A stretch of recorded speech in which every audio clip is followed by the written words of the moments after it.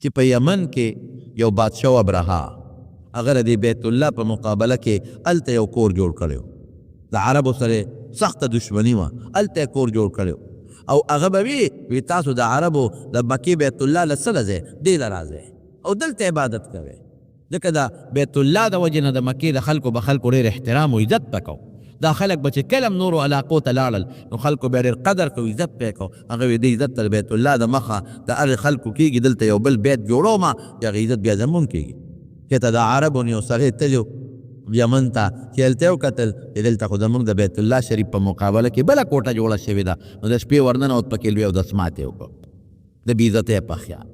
او چې خبر شو ابرهه بادشاه ته چا وی چې په دې کې خو چا اودس ماتې کړی دی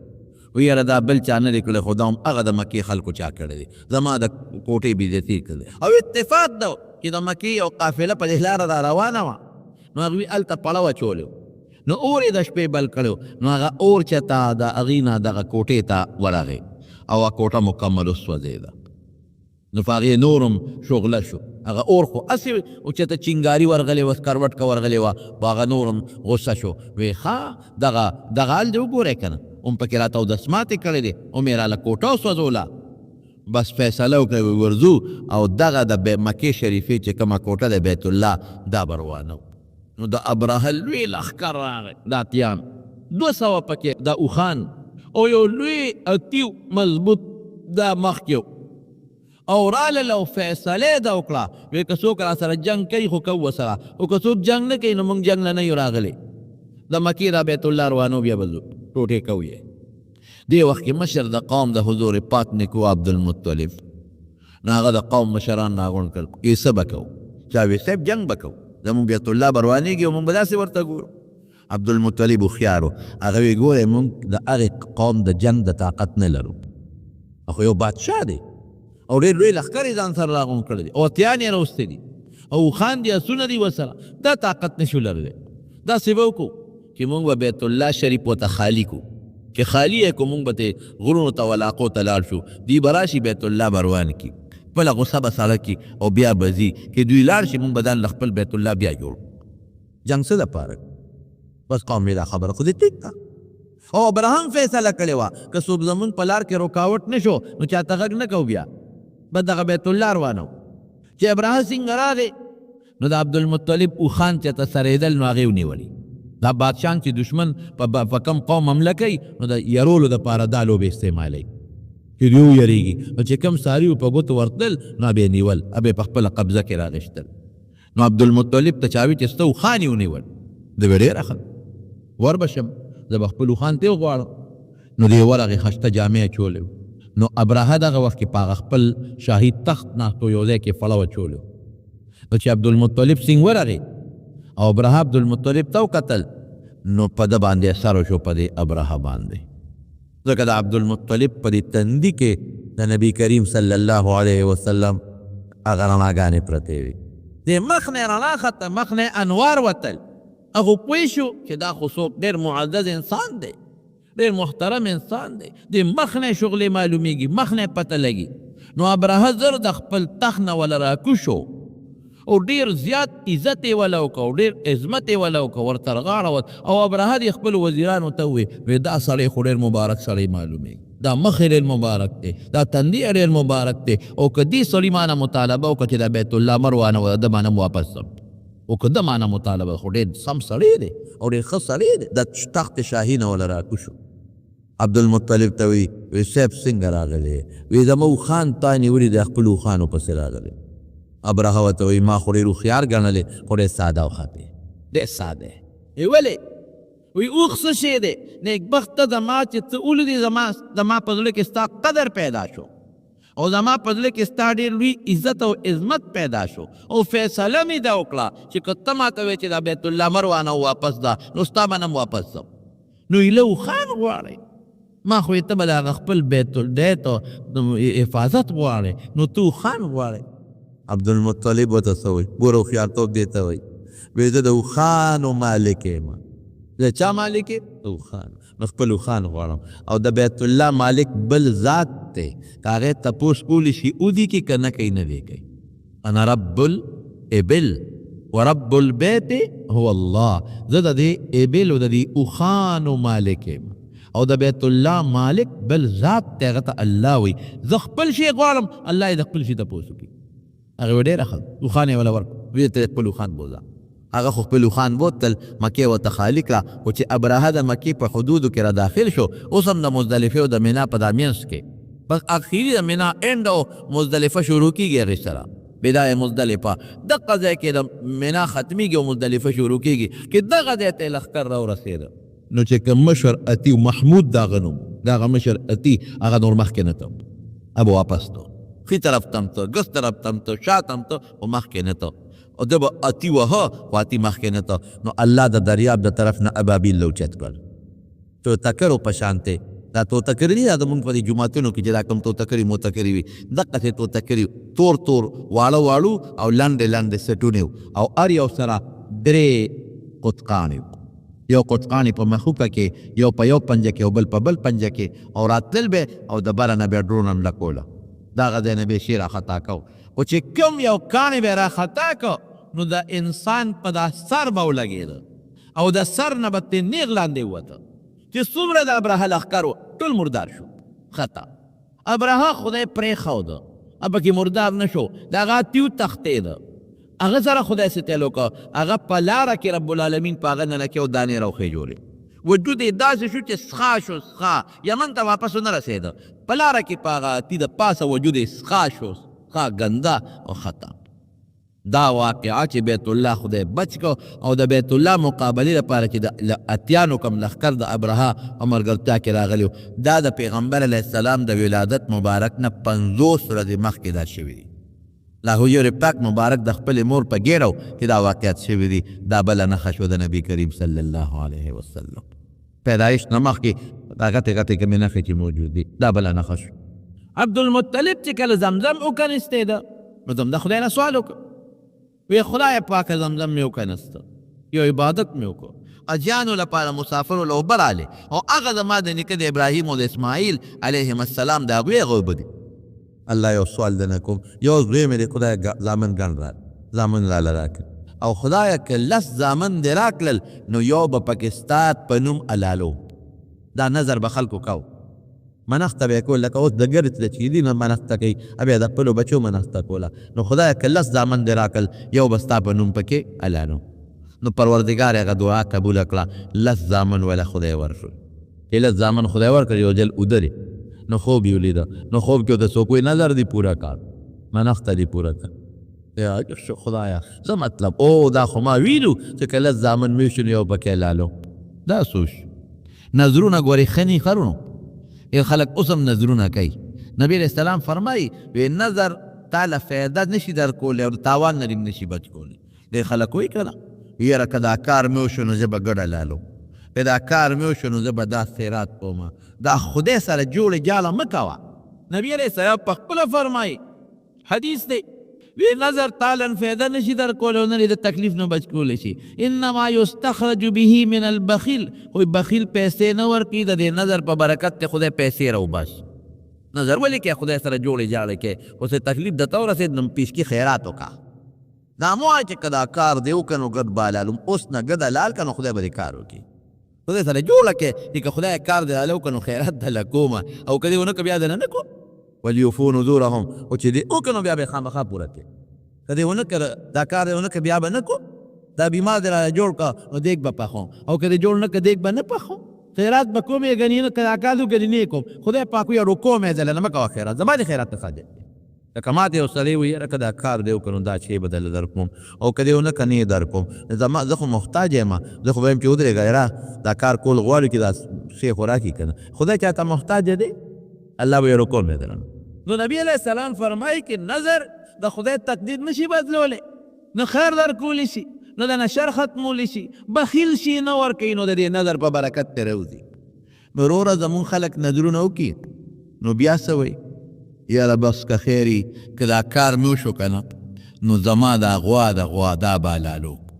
نو چې کار یې وشي نو بیا به د مولا نه تپوس کوي، یاره صاحبه که د دې غوا په ځای د دې پیسې ورکړم څنګه به؟ ولې هغه خو د 100,000 روپو ده، خو د 150,000 روپو ده چې پیسې ورکړي نو 2,000 روپۍ ورکړي. یا د چا ته وښي زمیندار ته وښي یا ګاونډي ته وښي دا مې منښت دې د حساب کتاب ولګوه نو هغه مو پوهېده چې دې خوشحاله بیا 2000 ده یا 3000 چل جوړی کله به وایي دیګ مې منلی دیګ نو چې دیګ دې منلی دی نو دیګ څه ته وایي په عرف کې چې کوم دیګ منلی دیګ هغې ته وایي چې ښه مزېدار څلور نیمې دړی روجي پخې کې او ښه خشته غوښه پکې واچوې چڼهوس کې پکې دې ته دیګ وایي بیا څه وایي خوږ به پوخ کو نو خوږ به پوخ خوږ سره پخې بیا څه وایي یا چڼهوس کې او پکې واچو دیګ منلی دی نو هلکه چڼهوس کا دیګ په عرف کې چې څه ته دیګ وایي او کله به وایي یاره کله د دیګ پیسې چاله ورکو نو منه دی ولې مخکې بخیله منه دی مخکې ولې چې مخکې دی منه هغه وخت په جوش کې وي او دی منه نو بانې جوړی دیګ نه یو 2000 روپۍ ورکړي نو په دیګ 2000 خرچه راځي بیا څه وایي زه به ترې خورم او که نه چې ځان له دې پخه نو پخوه که نه یاد وساته چې منښته دې وکړه دا به خالص مخلص په مسکین او په فقیر خوري نه به یې پخپله خوري نه به یې بچي خوري نو بعضې خلک وایي یاره خیر دی یو دلی به پکې مونږ ځان له واچو که نه ولې بچې دا هیلې حوالې د هیلې حوالې به نه جوړوي دلی دې پکې واچو دام دغه دیګ دی نه به پخپله خوري نه به یې بچي خوري بیا وایي یاره فقیران او مسکینان به اوس کم دی پیدا کو نو ما درته وایي چې منښته کوه ادھر اوس فقیر او مسکین وګورو ما خو درته نه وویلې نو مخکې نه سوچ کوئ منښتې مه کوئ قطعا چې منښتې ونه کې بیا به یې پخپله نه خوري بچي به دې نه خوري او چې څه منښته دې کړې ده مقه به ورکوې او بیا به یې غریب مسکین فقیر له ورکوې به غریب مسکین فقیر به کم دی پیدا کړي نو دې څیزونو کې لږ احتیاط کوئ په منښتو کې چې کله مو څه مسله تکلیف بیماري خدای دې درته نه رسوي ورسېدله پیشکي خیرات کوئ الصدقه ترد البلا صدقه مصیبت رد کوي پیشکي خیرات کوئ خدای به هم د هغه مصیبت تکلیف نه ساتي نو دا شکر دی چې دا منښتې اوس نشته هغه منښته کړې وه ته وي اوس دې منښته پوره کړه 3 شپې یې خوب ولید بس هغه ته پته وه نو هغه ویې چې 10 دامن مې په پکې یو حلالوم څوک به حلال کړم دا علاقې مشران عبدالمطلب خو د مکې سردار و خلکو خو بیا قدر کو عزت کو مشران یې ټول له وغوښتل چې راویې غوښتل ویې قرآن اندازي به پرې وکړو په دې 10 بچو کې چې د چا په سر قرعه راوخته نو بس حقه به حلالوم اتفاق ته ګوره قرعه پکې د عبدالله په سر راوخته عبدالله هغه چې بیا د چا نه خدای پاک نبی کریم صلی الله علیه وسلم پیدا د هغه په سر راو خو په ټولو بچو کې ډېر ښایسته بچي و ډېر ښکلي او د دې تندي نه یې رڼاګانې ختلې او چې کله به هم څوک کاهنان رالل مکې ته خو د دنیا خلک به راتلل لکه اوس چې د دنیا خلک مکې ته روان دي د دنیا نجومیان او کاهنان او د پخوانو کتابونو مولیان چې به رالل او عبدالله ته به یې وکتل هغوی به وې یاره دا هغه سړی دی چې د ده په اولاد کې به خدای د آخر زمانې پیغمبر پیدا کوي د تندې رڼا کې نورانیت دی پکې د کې نښې پرتې دي د آخر زمانې د پیغمبر نو د خلکو سره مینه وه او دې عبدالمطلب ته خلکو درخواستونه کول چې زما لور ورکو د مکې ګټو ګټو خلکو دا شوق و چې د زما زوم شي د مکې د ګټو ګټو سردارانو دا شوق و چې د عبدالله زمونږ زوم شي لور وله ورکو چې زمونږ د لور نه د آخر زمانې پیغمبر پیدا شي دا د خلکو شوق او خلکو په خپله د مطالبې کړې وې او بل عزتمنه مو او خشته مو ښکلې مو په صحت هم روغ او د خلکو هغه آثارو د نجومیانو کاهنانو د هغه نه پیشنګویو نه به خلکو اندازه لګول نو چې قرآندازي وکتل نو د عبدالله په سر راوخته د عبدالله ماشومان یې خویندې وې هغوی چغې پلې بابا نه ګورې زمونږ ورور به نه حلاله دا نور دوه دي د پلاره څه پکې دوه دي څه پکې درې دي د یو موره او زمونږ د موره ګورې دغه یو دی ښه دا زمونږ د نورې مونږ خویندې یو بابا دې به نه حلاله او د مکې چې کوم اشرافو او لوی خلک وو هغوی به مې چې ګوره دې حلال نه کې د خو ډېر مبارک انسان د دې حلال نه کې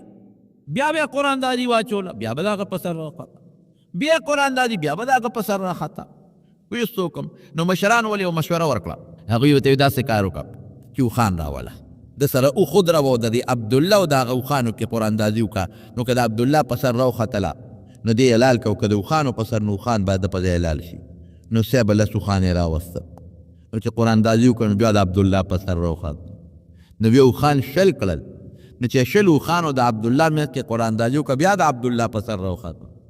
نو اوښان یې 13 کړل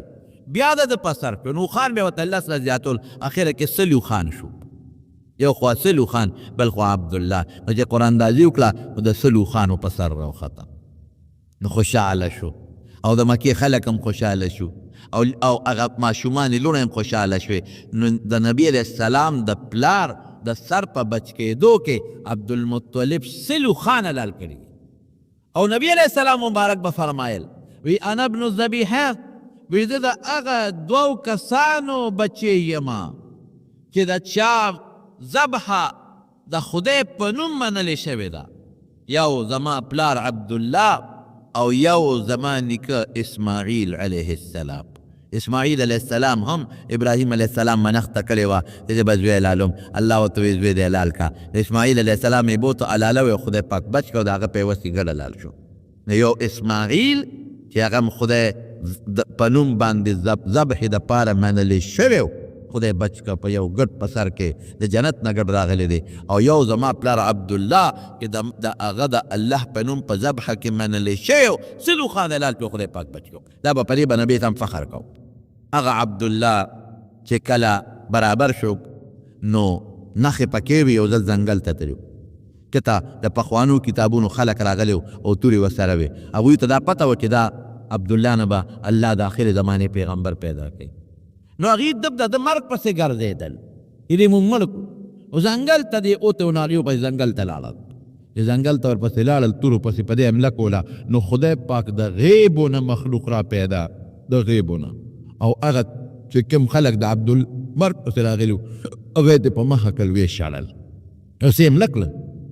دغه ځای کې یو کس و وهب ابن عبد مناف، دا د بنو زهره قبیلې و. هغه دا هر څه منظر وکتو چې دا خو ګوره عبدالله خدای په داسې طریقه بچ کو، غیبي مخلوق خدای پاک رده د دفاع دپاره راوستل،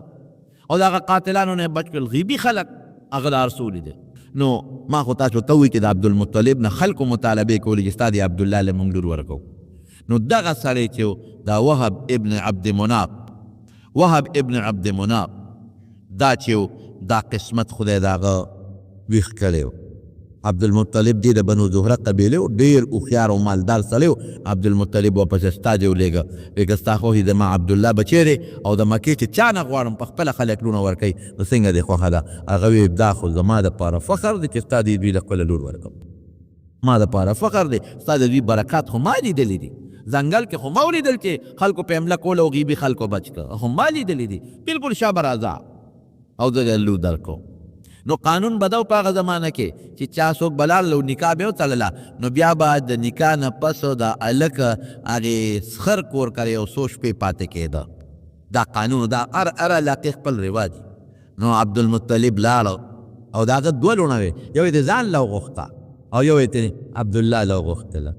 چې ځان له یې کومه جینۍ وغوښته، نو حضرت حمزه رضی الله عنه د هغې بچی پیدا شو. ایو ته عبدالله له عبدالله چې په لاره ته دی چې په لاره ځي، نو پلار مخکې اکثر ویروست وي. نو یو کاهنه ښځه په مکه مکرمه کې او ډېره خشته ښځه وه، او د کاهنانو خلکو به هم خلکو ډېر خیال ساته او احترام به یې کوه. نو هغه کاهنه بار راووته، نو د عبدالله باندې سترګې ولګېدې. عبدالله ته دلته راشه. نو عبدالله ورغی، نو ورته وی عبدالله ما سره کور ته دننه شه او د ګناه مطالبه ته وکړه. عبدالله وی نه نه نه، زه خو ګناه نه کوم، زه خو ناروا نه کوم. نو ووته بار ته. نو چې راووته او پلار سره لاړ، او د هغې وهب ابن عبد مناف لور و بیبي آمنه هغې سره نکاح وشوه. نو دې هلته پلار پرېښوده د هغه خپلې زلې قاعدې او د رواج مطابق، او عبدالمطلب ته واپس راغی. نو د نکاح نه یو څو شپې پس بیا را روان دی په هغه لاره. نو هغه کاهنه ورته ولاړه وه، نو وله راووته، وی عبدالله ودرېږه چې ودرې، وی زه په مخه دې ښه داسې ښه نظر یې ورته ونه کتل. نو عبدالله ورته وایي چې تا خو ابلو زما ډېر دارمدار وکړ او ډېر قدر دې زما وکړو او کور ته دې بوتلم او بیا دې رانه د ګناه مطالبه وکړه، خدای دې نه وساتلم، او نن چې ما ته دې وکتل نو ما باندې ما نه نفرت وکړو. ما ته وایي ځه ځه ځه. وی چا سره دې نکاح کړې ده؟ وی آمنې سره د وهب لور سره. وی داسې کار دی عبدالله زه زناکاره ښځه نه یم. هغه کاهنه ورته وایي او نه بد کردار او بدعمله ښځه یم، خو ته چې بل وشتې نو په تندي کې د نبوت رڼا ښکارېده، او نن چې واپس راځې نو په تندي کې د هغه رڼا نشته. ادنه د وهب لور آمنې راښکلې ده، نو تر باندې څه کوم؟ دا د پیغمبر علیه السلام د پیدایش نه مخکې دا نښې نښانې دي، نه ښکاره کېږي. عبدالله بیبي آمنې سره په یو تجارتي سفر کې لاړ، اتفاق ته ګوره مدینه منوره کې وفات شو عبدالله، او چې وفات شو په مدینه منوره کې عمر یې څونه نو څوک 15 کاله یادوي، څوک 30 یادوي، خو راجحه خبره دا ده چې دا 1300 کالو په عمر کې وفات شو. 18 سال په عمر کې عبدالله وفات شو. زمارو دا هغه نښې وي چې د حضور پاک د پیدایش نه مخکې ستوري به چاودل. دا ستوري نه دي، دی به ټوله شپه پړقا پړوقي به کول، دا به چاودل. او د ستورو نه علاوه چې څومره نجومیانو مکې مکرمې ته دنیا نجومیان راتلل شروع شوي، کاهنان راتلل شروع شوي، او د پخوانو کتابونو خلک مکې ته راتلل شروع شوي. او دا یو پروپیګنډه وه چې یاره نبي آخر الزمان هغه دنیا ته راتلو والا دی. دا ورځې دي چې د دې ورځو کې د آخر زمانې پیغمبر پیدا کېدو والا دی. هلته په مدینه منوره کې چې د مدینې یهودیانو هغوی به هم دا وی چې کله به د مدینې د یهودیانو د مدینې د انصارو سره جګړه راله که نه نو څه به وی دو خبرې به یې کولې وکانو من قبل یستفتحون علی الذین کفروا. دی به څه وی هغوی ته به دمکي ورکوله وی صبر وکړئ د آخر زمانې پیغمبر راتلو والا دی، او که هغه دنیا ته راغی نو مونږ به ورسره ملګري کېږو، تاسو باندې حملې به کوو، پرېږدو به نه، تاسو به ختمو. خدای بیا خبره لوړې کړه. قرآن شریف کې الله وی فلما جاءهم ما عرفوا کفروا به. مخکې به داسې وي او کله به څه وي وی خدای توسل به کو، وسیله به کوله په پیغمبر علیه السلام. خدای د آخر زمانې پیغمبر د هغه په برکت مونږ له ګټه راکړې، د هغه په توسل او په وسیله مونږ له د دې مدینې په خلکو ګټه راکړې. نو نبي علیه السلام ته الله وی چې د پیدایش نه مخکې به ستا په وسیله سوالونه کول، او ستا دا به وي چې هغه باندې به مونږ ایمان راوړو او د مدینې من خو خلکو سره جګړې کوو. خو چې فلما جاءهم ما عرفوا چې ورته هغه پیغمبر راغی او دوی پېژن چې دا د خدای هغه آخري پیغمبر دی رښتونی، نو کفرو به بیا پې کفر وکړه. نو خبره لوړې شوه، د مدینې انصارو په ایمان راوړو، یهودیانو سره جګړه جوړو شو. دا هغه پیشنګویي دي مخکنی د حضور پاک متعلق. دغه زمانه کې چې د حضرت ابوبکر صدیق پیدایش نه پس ته خو زه به د دې وخت کې ویم حضرت ابوبکر صدیق رضی الله عنه ولاقې ته تجارتي سفر کې تللی، نو چې تجارتي سفر کې ولاقې ته لاړ نو هلته کې هغه قافله کې یو کاهن پخوانو کتابونو عالم په ابوبکر صدیق یې نظر ولګېد. هلکه وایي ته ما ته دارون وښایه. دارون هغې زما ترون څه کې شریف صلی خو چا ترون نه ښې، وایي زما پکې ډېر لوی غرض دی، تا نه پیسې نه دي، زما پکې لوی غرض دی. وایي چا ترونونه نه ښیم. خلک ورته وایي چې ده پکې لوی غرض دی وښایه که. حضرت ابوبکر صدیق یې مجبوره که نو هغه ورته ترون وښو. یو ځای کې راځي چې خېټه او بل ځای کې کرون یې ورته وښو. نو هغه کاهن ورته څه وایي وایي د آخر زمانې پیغمبر چې کله پیدا شي که نه نو ته به یې لومبې خلیفې او ته پرې لومبي ایمان هم راوړي. وایي تا د څه نه پته ولګېده؟ وایي ستاسو ګوره دا شکلونه زموږ په کتابونو کې پراته دي، ستاسو ټول صفتونه زموږ په کتابونو کې پراته دي. چې ما درته وکتل او تپوس یې ته وکړه ستاسو نوم دی فلانکې، د پلار څه نوم پلانکې، د پلانکې قوم یې د پلانکې قوم یې وي. دا چې ستا څه ماته وي دا ټول زموږ په کتابونو کې شته. دا یو نښه مې درله صرف کته چې ستا په پتون به یو تور داغ. نو چې کله نبي علیه السلام د نبوت دعوه وکړه که نه د 40 کالو په عمر کې، نو ابوبکر صدیق سره خو پوره دوستانه و تعلق و. نو حضرت ابوبکر ته ابوبکر ما له خدای پیغمبري راکړه. وایي صاحب ایمان دې زما در باندې بې دلیل در باندې زما ایمان دې، زه دې مانم، زما چل تا سره تېر روزه پورې تا چې د دروغ ویلي نه خو ما څه پته ده چې تا کې کومې نښې پرتې دي، زه خبرې هم لرم. هسې یو تپوس ته نه کوم چې ستا د نبوت او د پیغمبرۍ څه معجزات څه نښه دلیل شته که نه شته. نو حضور پاک ورته وی او په پلانکي سفر کې چې هغه کاهن د پخوانو کتابونو ملا ستا په پتونه تور داغ کتلو دغه مې نښه ده. دا ستوري به چودل، دا پلقا پلوقي به ختېدله. دغه زمانه کې چې حضور پاک لا دنیا ته تشریف نور وړل او خلکو کې لږه نیکي پیدا شوه فوري. مخکې خو جاهلیت و تېره جمعه مې درته ویلي،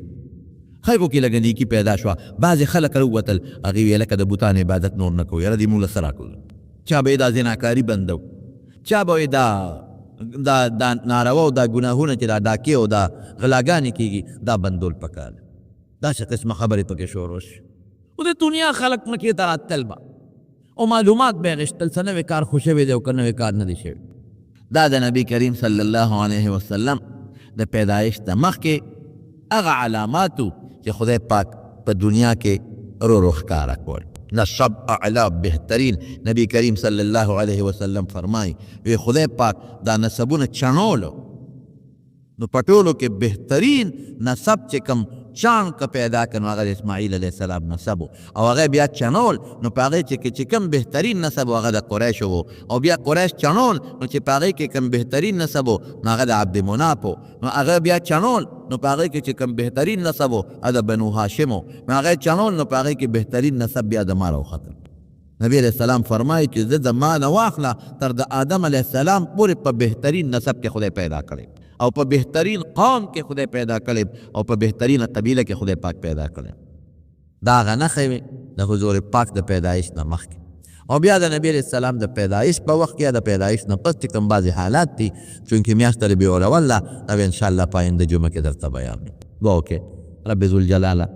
و نبی کریم صلی الله علیه وسلم صحیح تابعداري زموږ نصیب خدای د هغې په نقش قدم هم روان کړي او اله العالمین د حضور پاک مبارک شفاعت هم نصیب کړي. خدای زموږ ژوند زموږ مرګ د حضور پاک په ښکلي دین نصیب وګرځوري. قبر کې چې کوم سوال جواب کېږي د حضور پاک مبارک هم تپوس کېږي د هغه متعلق نو خدای په هغې کې موږ رښتونې کړي. الله د دنیا او د آخر د بلیات او آفات او فتنو نه مو ساتي. خدای که څوک بیماران یې ته وله شفا ورکړي، که څوک قرضداران یې قرضونه خلاص کړي. خدای که څوک په پریشانو غمونو کې پریشانۍ په خوشحالیو بدله کړي. الله که چاته څه قسمه تکلیفات ولا په خیر باندې بدل کړي. خدای پاک د چا یو بل سره روانې دشمنۍ په روغې بدله کړي.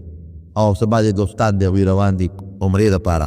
دعا ورته وکړه چې خدای پاک په خیر او په عافیت باندې ورسوي. الله ته زموږ نه د دنیا او د آخر برکات زموږ نصیب کړي او د دنیا او د آخر د مصایبو او د فتنو آفاتو نه په امن او امان کې وساتي. آخر وخت کې بخوري دا کلمې نصیب کړي لا اله الا الله محمد.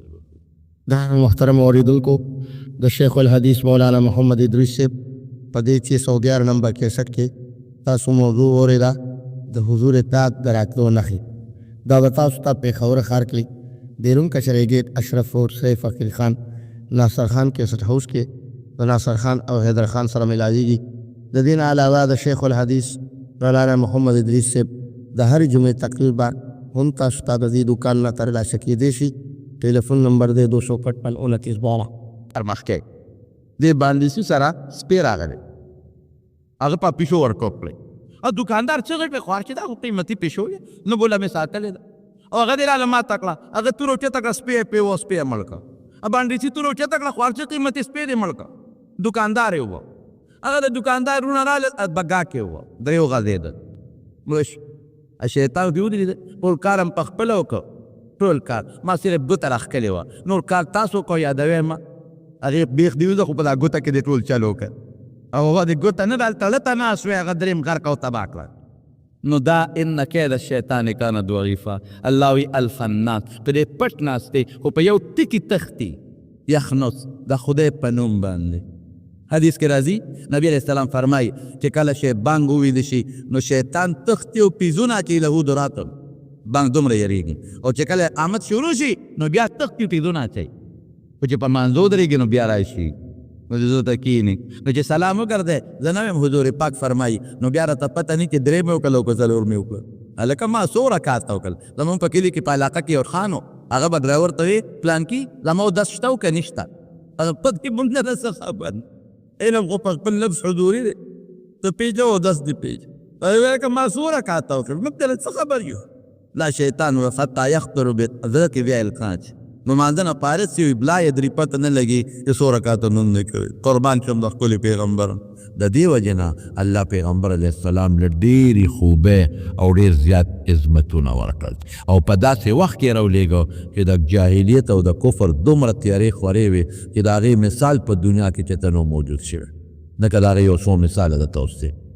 ډاکې او غلاګانې زیاتې شوې لارو باندې به قافلې لوټلې کېدلې مستقل قومونه دې ته پراته اخو عربو د هغوی زندګي خو ټوله په تجارت وه کرکونده او کاشت کم خصوصا په مکه مکرمه کې او کرونده بلکل نه وه او نورو علاقو کې اوبه کمې وې اوس هم د عربو ملکونه چې څومره دي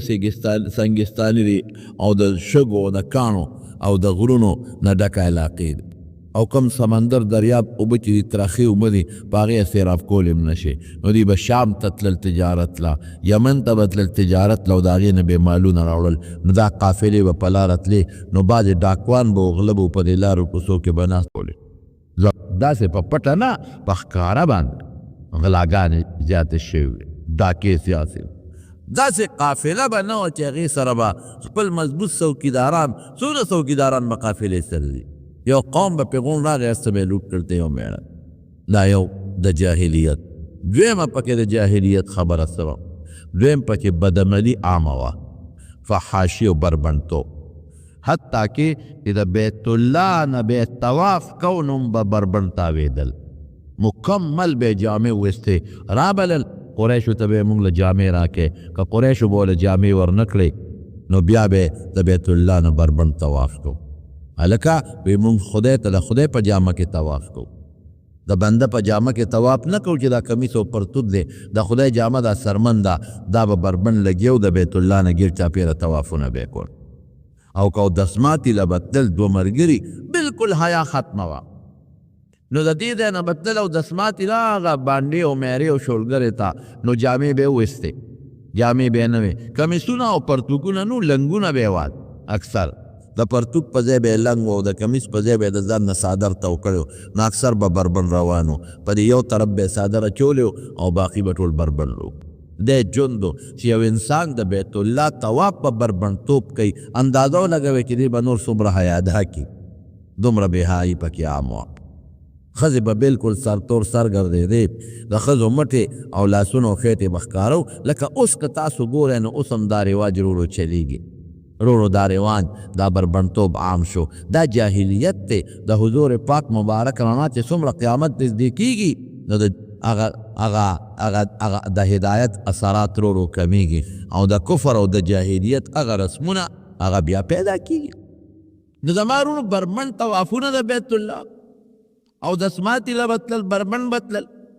او تر دې حده پورې بدعملي دونه عامه وه چې د زنا دپاره به خلکو په کورونو جنډې لګولې وې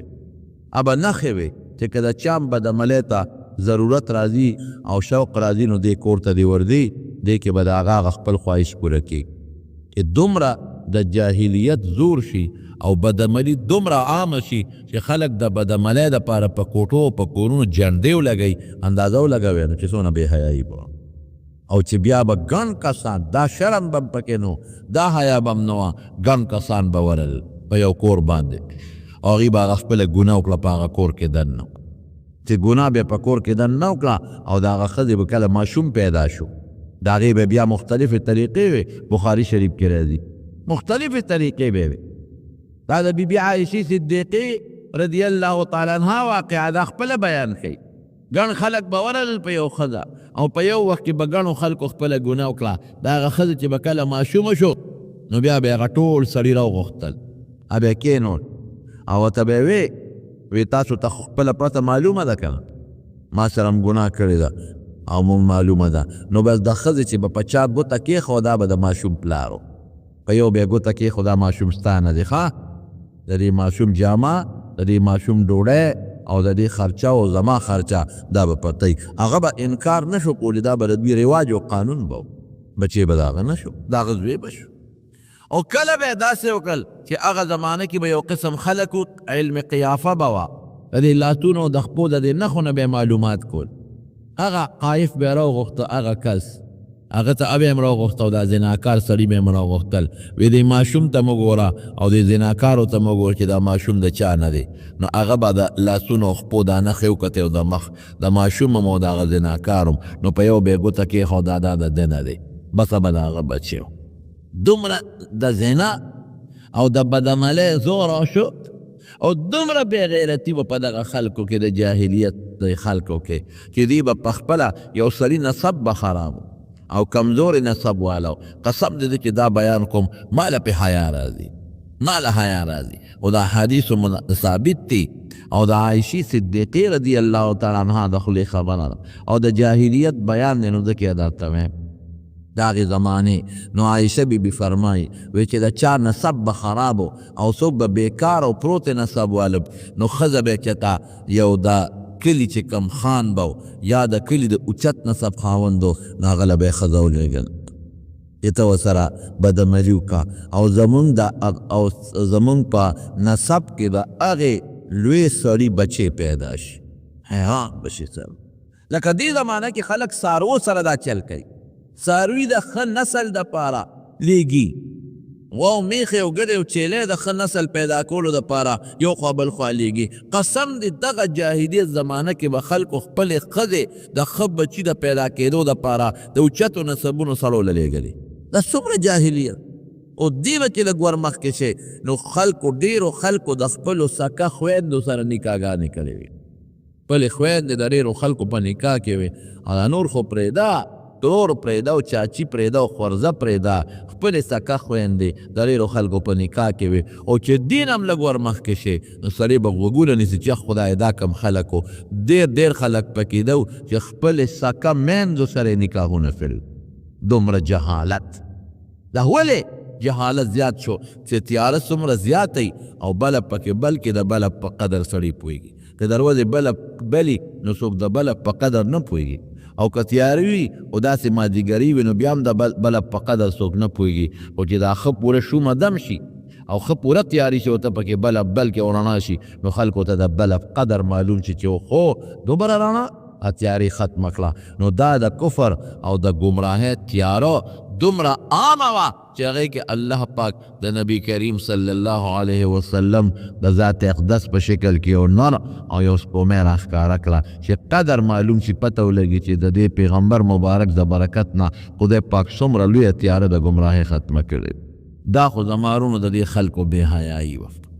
او عقیده څه وه؟ شرک به یې کو. شرک د خدای نه ما سوا نورو څیزونو ته به یې سجدې لګول، کانو ته بوتان به یې جوړ کړو. د بیت الله نه ګیر چاپېره 360 بوتان. هلکه 360 ولې دي؟ دا مطاف چې ورته خلک وایي او نن سبا پکې خلک طواف کوي، دا د 360 بوتانو نه ډک وي. د کال ورځې 360 دي. د هرې ورځې جدا خدای دی. دا یو د دې ورځې خدای دی. نن په دې ورځ کې چې څومره کارونه کېږي که جاذبې پیدا کېږي او څوک مري او څوک ناجوړه کېږي او څوک جوړ کېږي او څوک ګټه کوي او څوک تاوان کوي، دا هر څه دا یو خدای کوي. دا د کار نه. سبا چې څه کېږي دا بل خدای هغه کوي، بل ورځ چې څه کېږي دا بل خدای کوي، بل ورځ چې څه کېږي دا بل خدای کوي. د کال 360 ورځې او 360 بوتان خدایان د دی. چې کم قوم کانو ته سجدې لګوي اندازه ولګوي. دا شیطان دوی ته خوښ کړي و. شیطان د دوی په زړه کې اچو دا کانې د دوی څوک و؟ په دې هم تاسو پوه کوو. دا بوتان دا د دوی د مشرانو ډیزاینونه و، تصویرونه و. په کلي کې چې به کم نیک سړی تېر شوی و نو د هغه بوت پې یې جوړ کړ. په کلي کې چې کم عالم به جوړ شوی و د هغه بوت پې یې جوړ کړ. پیغمبر به و د هغه بوت پې یې جوړ کړ. د پیغمبر د دوی بوت پې یې جوړ کړ. د پیغمبر د ښځې بوت پې یې جوړ کړ. د پیغمبر د مور بوت پې یې جوړ کړ. دا به یې جوړ او څه به یې وي؟ ګوره دا سوچ دی. اوس هم زمونږ د ډېرو خلکو دغسې ورنږدې سوچ شته. هغه سوچ نشته خو ورنږدې شته. د په هغې هم تاسو پوه یم. هغه څه دا د دې سوچ و. هغې به وی چې مونږ دې بوت ته سجده کوو نو دا بوت چې د چا ډانچه ده هغه مونږ نه خبرېږي. او هڅوک دی د خدای نیازبین دی جي. هغه عالم تیر شوی دی، ابوذر تیر شوی دی، پیغمبر تیر شوی دی، د پیغمبر زوی تیر شوی دی. نو چې دته میرام راموکل اره نه خبر شو د قیامت په ورځ به هغه د خدای په دربار کې زموږ سپارش کوي. ما نعبدهم، قرآن کې الله وی ما نعبدهم الا لیقربونا الی الله زلفا. مونږ د دې بوتان عبادت دی لکو چې دا د چا ډانچیري کې د قیامت پر ورځ هغه خلک زمونږ د خدای په دربار کې سپارش وکړي او خدای ته نږدې کړي. اوس هم ډېر خلک زمونږ دا وطن ګزاره کوي. تاسو راشئ د پنجاب ته چې پته درته ولګي زیارتونه له دقې دپاره دي چې دا نیک سړی او د خدای نیازبین دی. او راشه به دنه زویم غواړه زوی به هم دې درکوي او بیماری نه جوړول به هم دې کوي او بیماري به هم دې ختموي او پیسه به هم دې درکوي او عزت به هم دې درکوي. دقه شی شروع دی. قسم په خدای ما په خپله لیدلي په لاهور کې خلک ورته دا ځاګن بخش وی علي هجویري رحمت الله علیه دا ډېر نیک سړی تېر شوی دی او بزرګ تېر شو. نیک سړی او بزرګ و د هغه په تعلیماتو عمل وکړه. نیک سړی او بزرګو د هغه نیکي او بزرګي هغه سره لاړه. نیک سړی او بزرګو که د هغه په نقش قدم ته لاړې نو دا تا فایده شوه. قسم دې ما په دې خپلو سترګو جومات کې په دې منبر درته ناستی ما چې ما په خپل یو سړي ولیده قبلې ته یې شا کړه او په ځمکه باندې دغه داتا صاحب ته یعنې علي هجویري صاحب ته مخامخ سجده ولګوله. څه جهالت دی د دې خلکو. دا تندې بې د الله نه بل چاته به نه لګي، دا به چاته لګېږي؟ الله ته. او چې دا دې عقیده ده چې دا سجده په دې خیال لګوم چې دا قبر والا ما نه خبرېږي،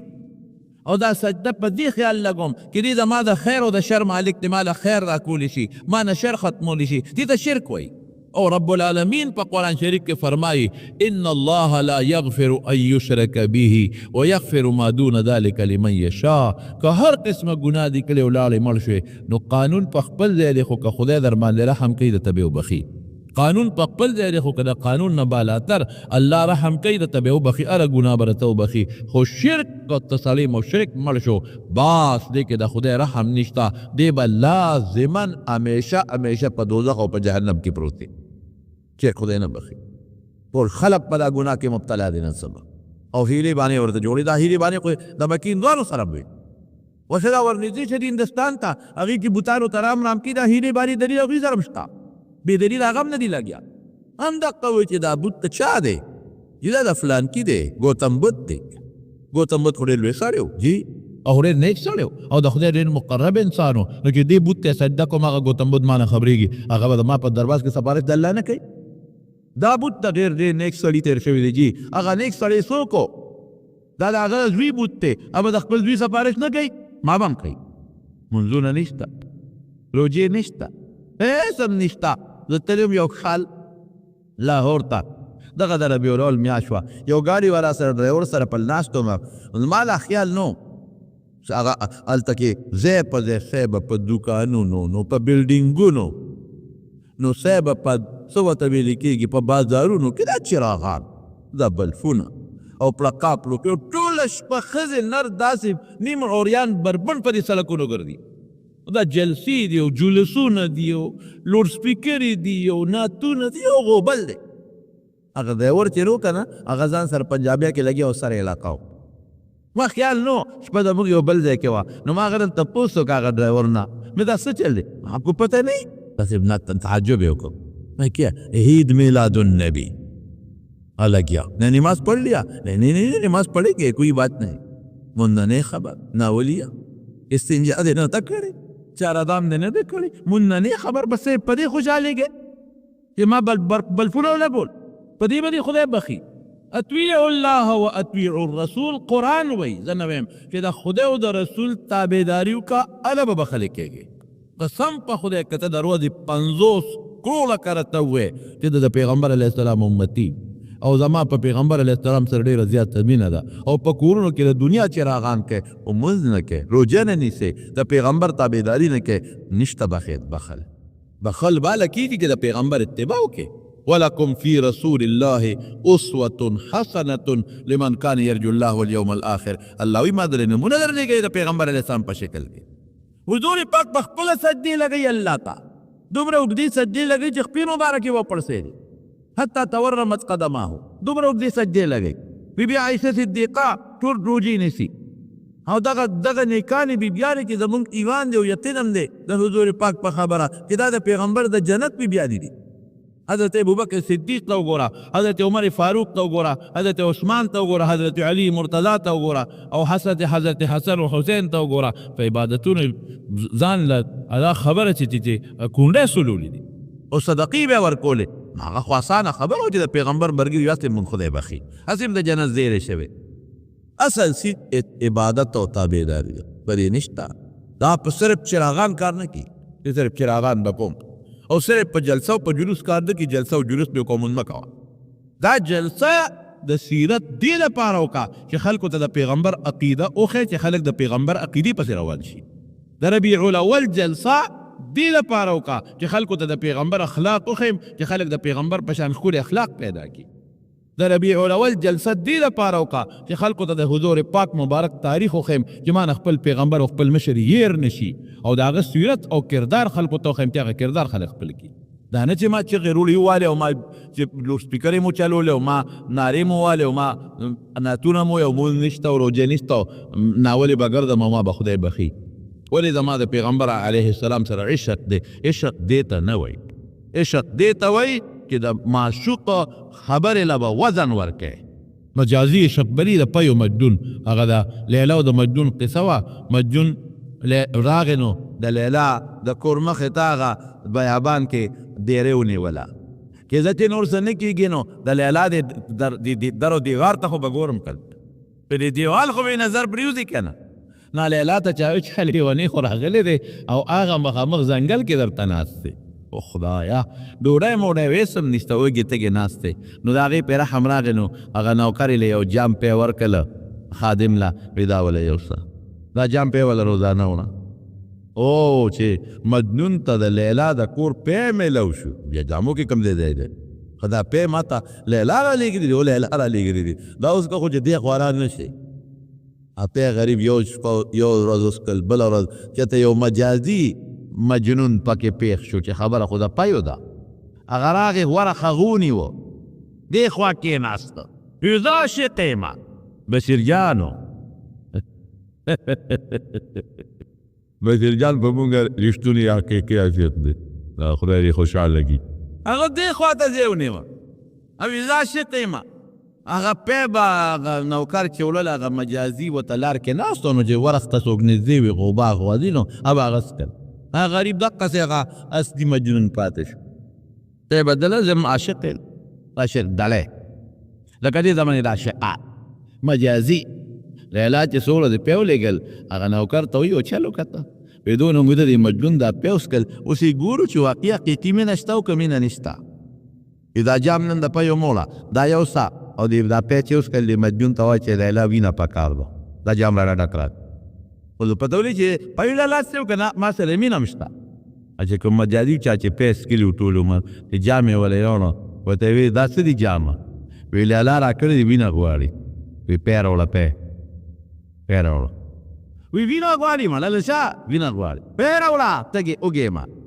نن یې پی جوړ نه دي درکړی وی وینه غواړي زه شاته یې ګوته ونیوله وی تو وینې والا هغه لیونی شاته ناست دی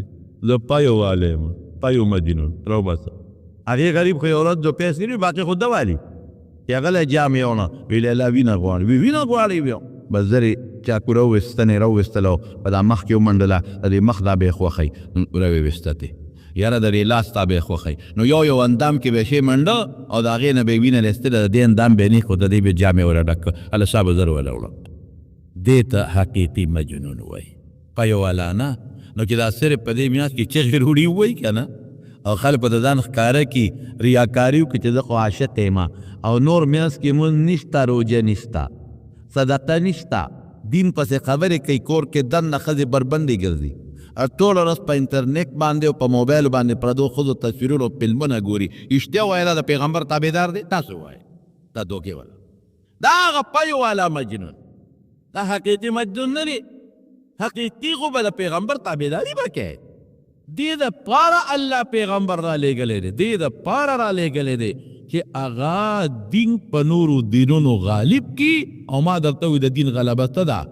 چې زه او ته سر د واله خپو پورې سر نه واله تر خپو پورې په دین کې ډوب شو د هندوانو رسم به نه کوو د عیسایانو رسم به نه کوو د یهودیانو رسم به نه کوو سر نه خپو پورې به مونږ په اسلام کې دننه کیږو د دین غلبه ده د دین غلبه په دې نه کېږي کتابونه ولیکم د دین غلبه په دې نه کېږي چې زه د خلکو پسې تقریر وکړم او عمل دې پې نه کوم ونه دې پې تاسو عمل کوئ غلبه به په عمل لاګي د دمارون خبره مې دې پورې کوله چې نبی کریم صلی الله علیه وسلم په دې میاشت کې یا په بله میاشت کې سیرت بیانول یا د هغه تاریخ بیانول یا د هغه کردار بیانول یا د حضور پاک عقیده بیانول دا عبادت دی بیانول هم عبادت دی اورېدل هم عبادت دی چې موږ د خپل ښکلي پیغمبر د تاریخ نه خبر شو د هغه د عقیدې نه خبر شو د هغه د سیرت نه خبر شو د هغه د اعمالو نه خبر شو خو مقصد یې څه دی دا نه چې پلانکي ملا رې خشته تقریر وکړو او بشیر جان پکې ډېر ښایسته ښکلي نعتونه ویو ډېر مزېدارې وي نه نه نه چې دې نعت سره ستا د پیغمبر عقیدې ته او د هغه عمل ته شوق پیدا شي او دې تقریر سره ستا د پیغمبر مبارک کردار ته شوق پیدا شي او په هغې باندې عمل وکړي نو حضور پاک مبارک دغه د دې خلکو عقیدې وي د دغه مشرکانو نن دقه تقریبا زموږ دا وطن ګزاره کوي څوک دا زیارت ته خدای وایي که په خولې ورته نه وایي خو هغه عمل ورسره کوي چې کوم خدای سره پکار دی بچي به موږ د چا نه غواړو زه رښتیا راته وایي او چې کله ناجوړه شو نو موږ به شفا د چا نه غواړو او که پیغمبر علیه السلام بیمار شوی دی نو نو کتل چې میوې ولا راځي د ژمي په اوړي کې او د اوړي په ژمي کې. نو زکریا علیه السلام بوډا دی بچي نشته دی نو څه وایي الله ته او مریم دا میوې د کوم ځای نه راځي؟ دا د خدای د طرف نه، دا مالا د الله د طرف نه راځي. ان الله یرزق من یشاء بغیر هنالک دعا زکریا ربه. چې دی وکتل چې او الله ته خو د ژمي میوه په اوړي کې او د اوړي میوه په ژمي کې ورکې، نو ته خو به ماله بې موسمه بچې هم راکې. هنالک دعا زکریا ربه. نو زکریا علیه السلام التا چاته سوال کوي؟ الله ته. خدای مالم بچې ورکړي، نو خدای والا بچې ورکړي. حضرت ابراهیم علیه السلام چاته سوال کوي؟ رب هب لی. هلته زکریا علیه السلام، ابراهیم علیه السلام او نور پیغمبران چاته سوال کوي؟ الله ته سوال کوي. رب هب لی من لدنک ذریة طیبة انک سمیع الدعاء. الله ته بغواړي رب هب لی من لدنک ذریة طیبة، خدای مال یو پاک روحانی او خشته بچی راکې. انک سمیع الدعاء، خدای دعا اوریدونکی ته ډیر زړه اوریدونکی او قبلونکی او دعا قبلونکی، د دعا قبلونکی او زما د اواز اوریدونکی ته. او چې کله په حضرت ایوب علیه السلام بیماری رااله نو رښتیا وایي د بیماری دپاره سوال چاته کړی دی؟ الله ته. الله ته درخواست کوي، خدای ته درخواست کوي. او چې کله حضرت آدم علیه السلام هغه جنت نه خدای دنیا ته راولېږه نو چاته درخواست کوي؟ وایه لکه چاته کوي؟ ربنا ظلمنا انفسنا وان لم تغفر لنا وترحمنا لنكونن من الخاسرین. دا پیغمبران دي، نیازبین پیغمبر دی. ټول نیکان اولیاء او صالحان یو ځای کا، د ټولې دنیا نیکان صالحان یو ځای کا. قسم دی که د پیغمبر مرتبې ته رسېږي. پیغمبر لویه مرتبه ده. او پیغمبران چاته سوال کوي؟ الله ته کوي. وَيَمْسَسْكَ اللَّهُ بِضُرٍّ، قرآن وی زه نه ویم فلا کاشف له الا هو. که تکلیف درته ورسې دا تکلیف ختمونکی څوک دی؟ الله. وَيُرِدْكَ بِخَيْرٍ فلا راد لفضله. او که الله راته خیر رسول غواړي دا خیر څوک بندولی نشي. عقیده به دا ټیټ عقیده وساته ګورې. تو معمولی دی په عقیده کې کجلیک راغی چې نه از بیماری خو ما نه دا پلان کې هم لرکولی شي او دا تکلیف خو ما نه پلان کې هم درکولی شي. لاړ عقیده د شرک. اسباب جدا خبره، ډاکټر به در علاج کوي، کو ډاکټر د نه بیماری لرکولی نشي به د نه څوک لرکوي؟ الله. عالم به راته دعا کوي، ساخت به هم کوي، تعویذ به هم درته کوي، خو دا به نه وي چې د مولا جوړ کړم او د عالم جوړ کړم او د پیر صاحب جوړ کړم. جوړونکي به څوک یادوي؟ الله به یادوي. دا به زموږ ستا عقیده وي. خدای نه به بچی غواړئ، خدای نه به بیماری جوړېدل غواړئ، خدای نه به شفا غواړئ، الله ته به خوله وازئ. او چې څومره دې حاجتونه دي نو په حاجاتو کې به پروردګار ته خوله وازئ، بل چا ته به خوله نه وازئ. خلک د پاسه به ولاړي، ګاډۍ به پرې نیغ راشي او دی به ورته په دې سترګه داسې پر شاته لکه غوندې راتاو شي، په دې یو سترګه به ورته داسې په شا ګوري، دې ګاډي ته وایي چې ته خو رانږدې شې چې برغې لتې در کوم او که نه در کوم. یې ګاډۍ پرې راشي نه خر یو نه لتی بیا. خر قمقل شی دی په ټولو حیواناتو کې. ټولو کې دا خلک کاروټي که نه نو دومره ستړي چې قق ققی تق ققی د تلوني او چې لږ دې پرېښود اسم ولا نه ورکوي، لږ دې پرېښود یو څو لتې وایي او لس شل کیزونه واچي بیا جم دی او په ډېرانونو لګي څونه کار کوي او په ډېرانونو لګي ډېران نه خوراک کوي. نو دا قمقل قوم چې سړی د الله نه ما سوا بل چاته سر لګوي دا بېوقوف دی، دا د خر نه زیات دی. چې سړی د الله په صفاتو خاصتو کې بنده الله سره یو ځای کوي او شریکوي، دا قمقل خر دی، دا روغ نه دی، دا نه جوړه دی. نو بیا به دې خرس وی دی به وی دا ابراهیم علیه السلام او اسماعیل علیه السلام عقیده ده چې دا مونږ یې کوو. ګوره دلیل خدای نه مضبوط پیدا کوي، دا د هغه عقیده ده. الله څه وایي؟ ما کان ابراهیم یهودیا ولا نصرانیا ولکن کان حنیفا. ابراهیم نه یهودیو، ما کان من المشرکین، نه مشرکو، یو مخیدی مسلمان. حنیف معنا زه یو مخیدی یو طریقه دو طریقه نو. او دا به دی ابراهیم علیه السلام ته نسبت کو. دا شرکی دا ابراهیم او اسماعیل علیه السلام بوتان یې ودرولي په بیت الله کې درنه او 380 بوتان د بیت الله نه ګیر چاپېره. نو چې نبی کریم صلی الله علیه وسلم څنګه راغی مکه مکرمه فتح شوه نو چوکۍ راواغېسته، یو ډکې ورسره، یو بوت له بیا ټس ورکاو او پرېوتېده به، بل بوت له بیا ټس ورکاو او پرېوتېده به، بل بوت له بیا ټس ورکاو پرېوتېده به. ټول بوتان لاړل، ختم شو او اعلان یې وکړو. څه اعلان یې وکړو؟ چې څه شی دی؟ جاء الحق وزهق الباطل. باطل لال ختم شو حق راغی ان الباطل کان زروقا. نو د حضور پاک ټول جون کې مقابلې شوي دي، که د بدر دی، که د احد دی، که د خندق دی، او که هجرتونه دی، او که وطن یې پرېښی دی، او که غاښ مبارک یې شهیدان شوي دي، او که د طایف سفر یې کړی دی، قسم په خدای کې دی د شرک د مقابلې دپاره کړی دی. قسم مې درته وکړ چې شرک ختم شي. د مکې مشرکانو خو یې موږ سره جوړه وکړه، موږ دله چې کومه جینۍ دې خوښي تالی درکوو، موږ دله چې څومره پیسې خوښې دلی درکوو، موږ دله د خپل علاقې بادشاه مقرر کوو، خو زموږ د دې خدایانو بد مه وه. دغه ناست دی ابو جهل او د مکې سرداران ناست دي او ابو طالب ناست دی. او ابو طالب نبی کریم صلی الله علیه وسلم ماشوم دی کړی، نیکه ورته پاتې دی. ابي طالب راوغوښتم، ویرواره راشه، دا خلک ټول سرداران راغلي دي، جوړه کو مذاکرات کې ورته جوړه کو. څنګه جوړه کوي؟ جوړه دا کوي چې تا خپل اوسه پورې تا ته وایي چې خپل دین به دې نه استعمالوې، په خپل دین به عمل نه کوې، اوس دې دا ته اجازت دی خپل دین دې چلوی اسلام، بلکل اجازت دی. او دویمه دله ښځه هم درکوي چې کومه دې خوښوي. دی وایي دا خو د قوم خاوند دی او خپل هلک دی چې کومه جینۍ خوښي دله درکوي. او که د مکې مشري غواړي هم دله درکوي، او مال هم دله درکوي، خو یو شرط په دی. کاکاجي څه شرط دی؟ وی شرط دا دی چې د دې د خدایانو بد به نه وي، د شرک رد به نه کړي، د دې د خدایانو بد به نه وي. او ګرواره نور زم تن شوی ما، دې ټول قوم مقابله ډېره زیاته ګرانه ده، ټول قوم مخالف دی. د حضور پاک مبارک کې دا خبرې اورېدې که نه،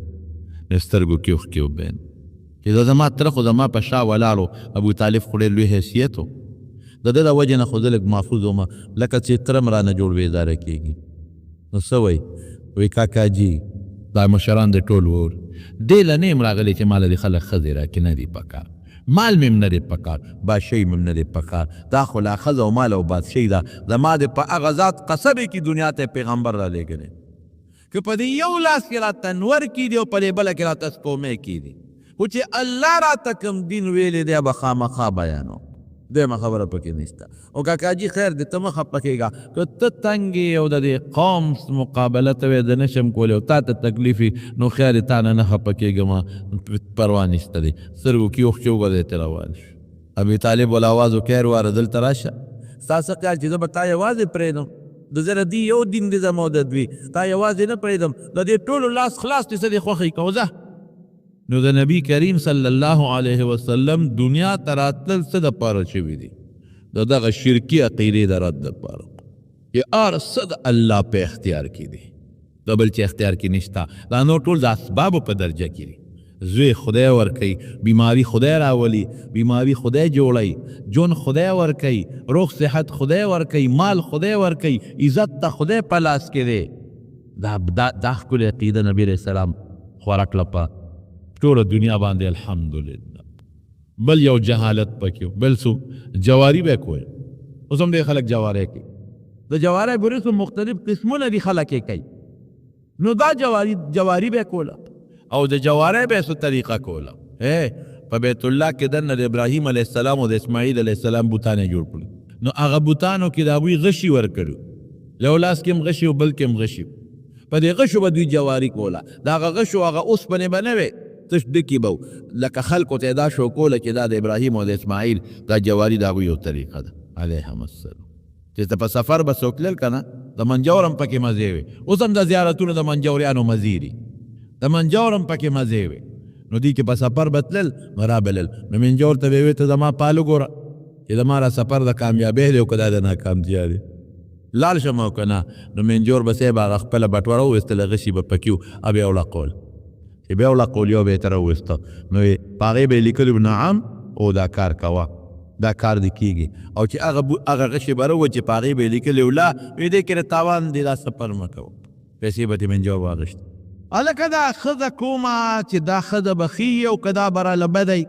نو هغه منجور له به راله هغه له به پیسې ورکړې، نو هغه به له پال وکتم. هلکه دا کار وکړم او که دا ونه کړم، نو غشي بیا وړقو، نو که به پرې لیکلي چې امرني ربي، خدای مې حکم کړی دی نو دا کار کوم، او که نهاني ربي چې خدای مې منع کړي دا کار نه کوم. داسې به یې وکړل، لس کته به یو ځای شي اوښ په بیه واخېسته، نو بیا به یې اوښ حلال کړ. نو د هغې به یې ایسې د غوښې لکه څنګه چې قربانۍ کې خلک تقسیم کوي، داسې ایسې به یې جوړه کړې. نو لکه اوس خو مونږ ایسې برابر جوړې کړو، نو هر یو ته خپل حق ورسېږي. اسی به جوړ کړې نو هغه منجور کاکا به راوست هغه له به پیسې ورکړې چې په هغه پیسې به ورکړې نو هغه ته به پالو باسه نو هغه به غشي وړکول نو چې غشي به راووت په هغې به یو لیکلي نو دا چا په نوم راوباسم د پلانکي په نوم هغه شی راووته په هغې یو لیکلی دي وایي ستا یوی سره ته دا وړه هر حصه به پاوه نیم پاوه بل به وړکو د چا په نوم راوباسم د فلانکي په نوم نو چې د فلانکي په نوم به غشي راووت په هغې به یې لس لیکلي وي ته پکې لس حصې وړه ابل به راوویسته د پلانکي په نوم چې هغې باندې به صفر لیکلی وي ته څادر سرلس تا پکې سم نه کېږي دا جواري ده چا به لس غوټې یوړې چا به دوه یوړې چا به یو یوړه چا به ته څادر وزرله داسې به راړه دا جوانې او د منجوریانو خو سم مزي دي تاسو په زیارتونو کې منجورانو ته وګورئ څومره غټ غټ دي او څومره غټ غټ سټونه دي داسې سټونه غټېږي څوک داسې غټېږي دا خلک وله څیزونه څوک وله ګډوله څوک دلته کې دا خلک عقل نشته دي نو چا ته عقل ور دلته غریب ګوټ کوي مزدوري کوي چارې کوي چیرته په څلور پنځه میاشتې کال پس غریبه لږې لږې پیسې بچت کی او چې داسې شپږ اووه زره روپۍ بچت کی دلته یې ښځه څه چل وکړي ښځه یې وایي ای سړیه ستا د سر مې د پیر بابا یا د کاکا صاحب تور چیلې منلی دی خره چې خدای جوړ کړی تور چیلې مې منلی ستا د سر هغه هم بړه کې خوشحاله شي شونډې یو خوا بل خوا ځي راځي او څه ټوړه کوي چې ښځه خو زما سره مینه کوي وګورئ زما د سر یې منلی دی داسې خوشحاله کې هغې غریب هم د شپې لاوڼ نه تېرېږي خوشحاله ته دې زما د سر چیلې منلی یاره ښځې نو نه زما خو ته ډېره او د ښځې نور پیر بابا ته سیل تله شوی دی هلته هله شوی دی چې د لار به تم چکر به هم میانځ کې دا لوبه ښځې خو صحبه خو د ان دونه تیز مه کرې دی چې قرآن شریف کې الله فرمایي چې یرید فکل تزول منه الجبال غربت وترېږي ښه نو تور چیلې راوړه نو غریب لاړ شي چې اوس ښځې مې زما د سر منلی دی په دې مستدي پوهې چې نظر به د الله په نوم کې ولې منښته به د چا په نوم کوو الله کو د الله نه ما سوا د بل چا په نوم دی منښته وکړه دا هم کفر دی منښته خو عبادت دی عبادت به الله له کې غیر الله له به نه کې خدای په نوم به ثواب پیر بابا تم بخلی شي کاکا صاحب تم بخلی شي بل تم بخلی شي بل تم خو منښته به د چا په نوم کوو د الله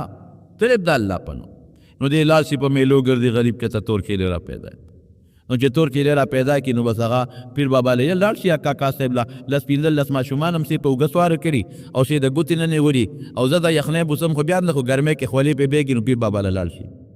چې هلته لاړ شي نو هغه چیلې ته منجور والي د هغه خو د هغه شو مشیلې د هغه شو او هلته څه بم نیم والي او مالګې والګې مراد سره راوړي د هغه ځای نه بیا دلته په کوڅو کې ته بیږي د حج نه راغلی دی مالګي وي شي پیر بابا مالګه مې راوړې د کاکا صاحب مالګه مې راوړه ته مدینې منورې کې جوړې او د زمزم اوبه دي قمقل خلک کاکا صاحب شو پیر بابا دا نیکان خلک تیر شوی دی دا صالحین خلک تیر شوی دی دا اولیاء تیر شوی دا بزرگان دي دا هغوی لږ کتاب کې عقیده وګوره هغسې وکړه هغوی کې دا دومره لوی شخصیت ګټلی دی پسې ګټلی دی د خدای او د رسول په تابعدارۍ ګټلی دی ډېره دې ورسره مینه ده او ډېر نیکان دي او بزرګان دي دوه رکعته نفل که سبا به توبه ښه دلته یو چیلې حلال کا تور دی او که سپین دی او که شین دی دلته حلال کا او ثواب یې کاکا صاحب توبه ښه ثواب یې پیر بابا توبه ښه دی کې فایده منجور له چیلې ورکړه نو پیر بابا پیسه او منجور له ورنه کړه د پیر بابا پیسه منجور چیلې واغېسته خوشحاله شو او دې ته نه هم ظالمان هم دې ته نه ګول پوټې غوندې دوه درې مالګې والا ورکړي ځه د مدینې منورې کجوره پورته وړه امارونو دا به زمونږ د نبي دا جوارې او دا قصې اوس هم دا په پېښور کې بعضې خلک دا پالونه مالونه ګول څوک مرغوال هلته ناست دي د یو ځل تلم د مریض تپوس مې کوو د بالیسار سره تیز روان وم یو سړي مې خپې ته لاس ور واچو ایله کار یې راغورځېدلی وم قدم مې تېز و ودرېدم وي اورېږه چې وي قسمت ته له ښه کم قسمت ته له ښه کم چې مې هسې په غوسه راله چې خدای دې بې خو بس اوس به دې راغورځولې و چې ما ورته وکتله نو غاښونه د غریب ګډ وډ د ښي طرف غاښ ګس ته تللی او د ګس طرف ټي ته تللی او شکل یې همداسې بدنما غوندې نسواري شانتې خراب شکل ما ورته وې ځان له قسمت سم کا نیکبخته زما قسمت مې الحمدلله ډېر ښه دی او مرغۍ ورته پرتې وي پال دله ګورم ما له پال ګورم دا قمقل خلک هلته هغې کې څه داسې په هغه کاغذونو کې څه فارمولي لیکلي چې هغه پارچا پټ کېږي هغه مرغۍ راخلي چې هغې ټریننګ ورکړي لیپافه به راکاږي نو هغه لیپافه به وګوري تا ته به څه وایي ژوند د کسیرې څه کېدو والا دی او کور کې څه پریشانۍ خو شته اوس پریشانۍ چا په کور کې نشته او ګس طرف ته کور کې یو ببرسرې ښځه ده هغه خطرناکه ده نو د چا ګس طرف ته کور کې ببرسرې ښځه دي داسې فارمولي دي چې پار چا پټ راځي او څه پریشانې دي خو که خیر حل به شي او مشکلات بیماری هم شته په کور کې نو چا کور کې بیماری نشته او تاسو که څه موده مخکې مړ هم شوي نو کوم کور دی چې مړ پکې نه شوي دا تارمولي مارمولي جنګوي نو دې غریب نه پیسې وبل څوک هلته بورډ لګولي او څه ګارنټي کې ساتھ نارینه اولاد ګارنټۍ سره نارینه اولاد او ګارنټۍ بیا نارینه اولاد د چا په لاس کې دی قرآن شریف کې الله وایي یهب لمن یشاء اناسا خدای چې غواړي چاله لونه ورکوي ویهب لمن یشاء الذکور چاله زامن ورکوي او یزوجهم ذکرانا و اناسا چاله هلکان او جنکۍ دواړه ورکوي هلکان ډېر او جنکۍ کم جنکۍ زیاتې هلکان کم ویجعلو څنګه دی من یشاء عقیما او چانه شن پیدا کړي چې شن دې پیدا کړه چې د ډاکټر او د انجینر پلار بوله بچی ورنه کړي دا د خدای په وړاندې ته یم د ځان ورته نه یم نو چې خدای فیصله د بچي نه ده کړې نو دا ګارنټۍ والا بچي درکولی شي لیکن خدای ته وګورئ عقل نه کار والی زمارو تو خدای یقین ساته په الله یقین ساته دا شیطان دلته د اخوا د اخوا ګډوډ کوي نو ځنکدن کې دا سپیره به درته نیغ ناست دي ځنکدن په وخت کې به درته ناست دي او دا شبهې به ته را مخکې کوي هلته د عقیده ته به برباد نه کوي نو دقه جوارې دا په جاهلیت په زمانه کې دا جوارې او بله ته بله ناشنا دومره خطرناک جاهلیتو چې لونه به جمدی خخول لور د چالکي لونه به جمدی خخول او قرآن شریف کې الله وایي فرشتو ته بیا د خدای لونه وي چې دا ملکي فرشتې د خدای لونه دي څومره په الله باندې الزام لګو قرآن شریف کې الله فرمایي وی که د دوی لور پیدا شي نو دا مخې تک تور شي تک تو پخپله خو په لور دونه خفه کېږي او بیا راوالي په ځمکه کې خخۍ پې شرمېږي نو پخپله په لور دې مخ تورېږي او پې شرمېږي او ما له لونه جوړی چې فرشتې د خدای لونه دا عقیده نو صاحبه هغه څه چل به وکړو لور چې به وشوه نه به یې بوتله ځنګل ته به یې ورسوله نو د مخکې نه به یې له کوي کنیستې و نه به یې راواغېسته او په هغه کوي کې به یې وروغورځوله او خورې به یې پس وربر کړل داسې هم کړي دي چې دې په سفر تللی دی او ډېره موده پسه سفر نه راغلی دی او د تلو نه پسې لور پیدا شوې ده او هغه لور یې د پنځو د شپږو د اوو کالو ده او ګرځي او چې پته ورته لګېدله چې او دا زما د لور ده نو ولې کنده کنستلې ده او بوتلې ده او پای کې غورځولې دا جهالت بربنتوب غلا ډاکا جواری شرک کفر بربند طواف کول او دا څه ورته ویل کېږي لونه جمدی خخول دا شی دا تیاره د جهالت چې دومره سیوا شوه او ډېره شوه د دې تیارې د ختمولو دپاره خدای پاک د هدایت نور او د هدایت خشته ښکلې د څوارلسمه سپومۍ محمد مصطفی صلی الله علیه وسلم دنیا ته راولېږي چې دنیا ته یې راولېږه صاحب نو الله پاک څه چل وکړه د دغه جاهلیت دا تیارې پې خدای پاک ختم کړې بس اوس به څه تو خلاف هم نه کوي دا کب هم نه کوي منع شو د غل سزا یې وښوله السارق والسارقة فاقطعوا ایدیهما که کم غل سړي غلا وکړه یا ښځې غلا وکړه لاس پتې پرې کېږي د هغې خپل قانون دی د هغه قانون مطابق زنا هم ختم بس زنا ختم او که کم سړي یا ښځې زنا وکړه او بې واده دی الزانیة والزانی فجدوا كل واحدة منهما 100 جلده سل دوری به ولورکو او که واده کړی دی دا هلک او دا جینۍ او زینۍ کړي وي نو بیا به یې سنسارو په کاڼو بولو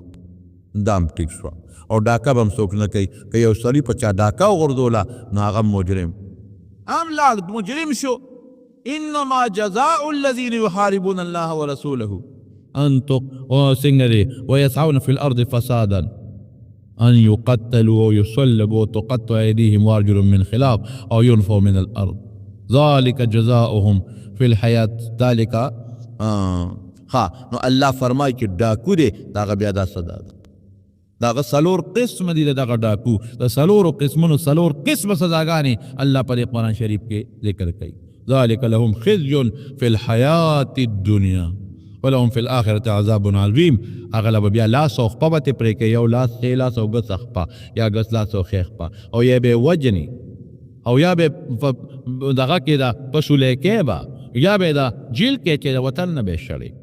دا ډاکو دا حکم او جواري خو ډېر لوی جرم او ګناه ده مصر جواری ازلام من رجس من عمل الشیطان دا شیطانی عمل دی او دا گندگی او نجاست تی غلازت تی ادی نه بزان ساتي او د خور احترام شو نکاح کې بنالی، د مور احترام شو نکاح کې بنالی، د لور احترام شو قدر بکې رحمت دی لور قدر بکې عزت بکې احترام بکې لور سره جمدی به نه خښې. نبی کریم صلی الله علیه وسلم یو ځل پورته راغی، بی بی عایشه صدیقه ناسته وه، وی د الله رسوله یو ښځه ورسره دوه ماشومان یې سوال یې وکړو، نو ما ته اسم نو ما سوا د یوې کجورې نه یو کجوره وه، نو هغه مې وله په مین مې ورکړه هغه ښځې له، نو ښځې په مین نیمه کړه، نیم یې یو لور له ورکړه نیم یې بل لور له ورکړه، او په خپله یې څه ونه خوړه. مور خو په اولاد باندې مهربانې کنه. حضور پاک فرمایل چې چاله خدای پاک دوه لونه ورکي او دا مور دا پلار د دې دوه لونو تربیت وکړي او رحم پې وکړي، الله به د دې دوه لونو د رحم په برکت د مور او پلار له جنت ورکړي. ګوره په شریعت کې د لور باندې د جنت ذکر راغلی، بل ځای کې راځي چې چا یوه لور ده او د هغې لور تربیت وکړه او خدمت یې وکړه، الله به له جنت ورکړي. زه اکثر طالبانو ته وایم چېرته په حدیثو کې ما نه دي لیدلي که بي بي به دعوه د علم نه کوم، که بي بي به خو چېرته ما دا ونه لیدل چې که د دوی تربیت ته وکړه نو خدای به جنت درکوي. او په لور د جنت ډېر شته،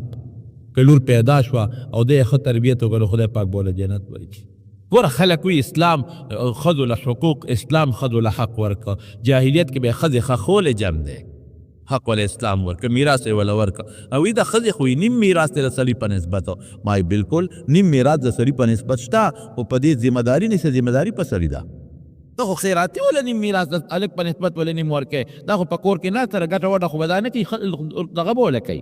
خاوند به وله کوي، پلار به وله کوي، ورور به وله کوي. شکر نو باسي چې لا بیا مو ته نیمه حصه میلاو شوه. د کور ذمه داري په ښځه نشته، په چا ده؟ په سړي ده، ځکه لا هغه ډېره ده او د دې کمه ده. دویم دا چې دې ته حصه میلاو شوه د پلار په مال کې، د هلک په نسبت نیمه، هلته د خاوند په مال کې مو ته حصه میلاوي، د رور په مال کې مو ته حصه میلاویږي، د خور په مال کې مو ته میلاویږي، د مور په مال کې میلاویږي، د زوی په مال کې میلاویږي. حساب لګو څو دې جوړېږي. او مهر احتیاطي شی دی، مهر د سړي نشته، په ښځه او د ښځې په سړي شته. نو څه کم دی ته خبره ورسېدله. او جهیز هم شته، پلار به هم د واده په وخت کې وله خامخا ستا خوا دې خوا کوي. عزت خو د حق خو قرآن او پیغمبر او اسلام ښځې له ورکړی، په بل دا حق خو زه نه غواړم چې دا کم یورپ وله ورکړی. یورپ د ښځې څه حق ورکړی دی؟ ښځه به ځان لګېټي چې اسلام وایي نه خاوند به ولګېټي. هلته دا نشته. تاسو لاړ چې جاپان کې او په امریکا کې او په دغه ملکونو کې هلته به هوټل ته، ما ته یو سړي خبره کوله جاپان ته تللو، هوټل ته به خاوند او ښځه دواړه ځي یو ځای، ښځه به ځان له خوراک رالي، خپل بل به ورکوي، خپلې پیسې، او خاوند به خپل بل ورکوي. دا نشته دی. او ښځه به ځان له خپله جامه الي، خاوند به ځان له خپله جامه الي. ښځه خپله ډیوټي کې ځان له تنخواه اخلي او خاوند خپله ډیوټي کې ځان له به تنخواه. دلته خو مونږ غرق او تباه جابلي وله راوړو، ډوډۍ هم وله راوړو، پیزار هم وله راوړو، صحبه بنینونه هم وله راوړو، یخ او ګرم څیزونه هم راوړو، په هغې کې هم خپه دي. نو ټول دلته ذمه داري په سړي اسلام اچولې ده. یورپ کې دا حق دی، هغه بربندي ګرځي ټوله، بس دا مې یار دی او دا مې دوست دی او هغې سره چکرې لګوي. حق اسلام ورکړی دی ښځو له، بل دین نه منم چې ښځې له حق ورکړی دی. بل دین د ښځو نه جامې ایستلي بربنډې کړی، بل دین ښځې هغه د کاروبار مشین ګرځولی دی چې شا به ګټه ځان لم ګټه او بچو لم ګټه. اسلام ورته وایي لکه د خان په شانتې او د سردار په شانتې کور کې ښه په اطمینان تېره او ګوته خوځوه او خاوند به دله پیدا کوي.